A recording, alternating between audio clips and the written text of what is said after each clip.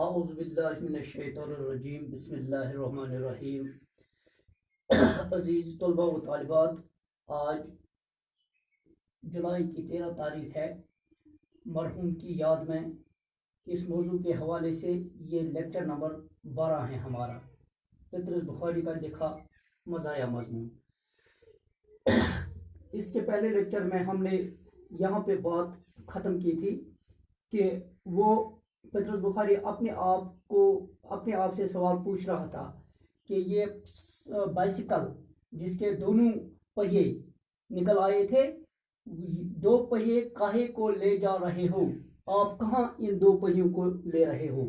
پطرس بخاری اپنے آپ سے یہ سوال پوچھتا ہے۔ ان تمام سوالوں کا جواب اس کو یہی آیا، دیکھا جائے گا، یعنی کہ ہر سوال کا جواب اس کو یہی ملا کہ دیکھا جائے گا کہ ان پہیوں کو کیا کیا جائے گا۔ فی الحال آپ چلتے بنو، فی الحال آپ آگے چلتے رہو، آگے دیکھا جائے گا ان پہیوں کا کیا کیا جائے گا۔ اپنے آپ سے کہتا ہے کہ لوگ آپ پر ہنستے ہیں، تو پھر اس کا بھی خود ہی جواب دیتا ہے کہ سب لوگ دیکھ رہے ہیں، لوگ ہنستے ہیں، آپ کو کیا کرنا ہے؟ آپ اپنا سر اونچا رکھو، دائیں بائیں مت دیکھو، کیونکہ یہ بیہودہ سے مراد ہے یہاں فضول۔ یہ فضول لوگ ہر ملک میں پائے جاتے ہیں، یعنی کہ جو لوگ آپ پر ہنستے ہیں، جو لوگ آپ پر طنز کرتے ہیں، ایسے بیہودہ، ایسے فضول لوگ ہر ملک میں پائے جاتے ہیں۔ اس کی فکر مت کیجیے، آپ آگے چلتے بڑھو۔ تو کچھ لوگوں کے ناشائستہ کلمات بھی سننے کو ملے۔ ایک نے کہا غصہ تھوک ڈالی، یعنی کہ آپ اپنے غصے پر قابو کیجئے۔ دوسرے نے کہا بے حیا بائسیکل، گھر پہنچ کر تمہیں مزہ چکھاؤں گا۔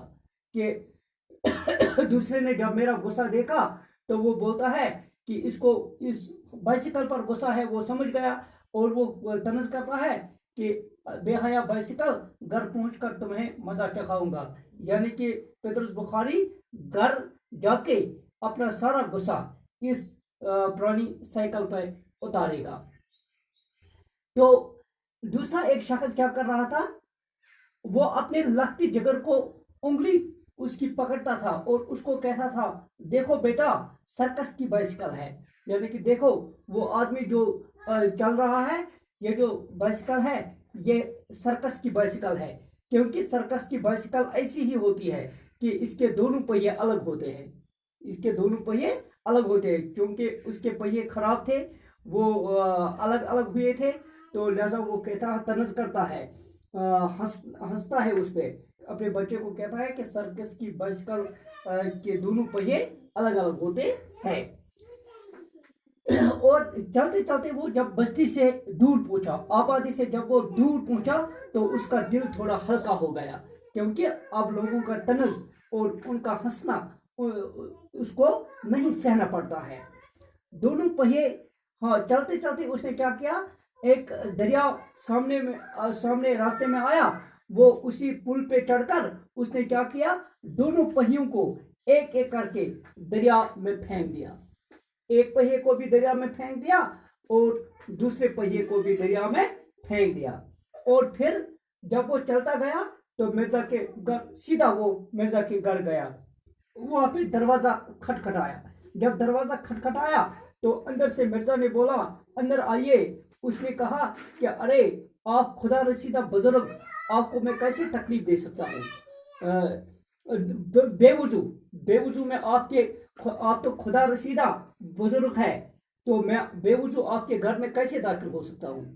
یعنی کہ اس پر طنز کیا کہ آپ نے جو مجھ پر دھوکہ کیا، جو آپ نے مجھے ٹھگا، جو آپ نے میرے ساتھ عیاری اور مکاری کی، تو اسی لیے طنز کرتا ہے ارے آپ تو خدا رسیدہ بزرگ ہے، بھلا میں کیسے بے وضو آپ کے گھر میں داخل ہو سکتا ہوں؟ ایسی کیا میری مجال ہے؟ تو آپ ہی باہر آئیے۔